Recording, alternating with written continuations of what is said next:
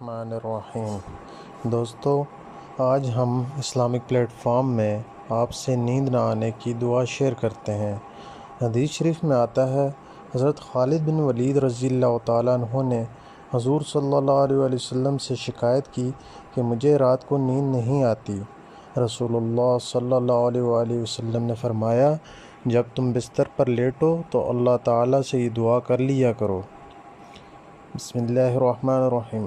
اللہم رب السماوات السبع وما اضلت ورب الارضین وما اقلت ورب الشیاطین وما اضلت کن لی جارا فی شر خلقک کلہم جمیعا ان یفرط علی احد منہم او ان یبغی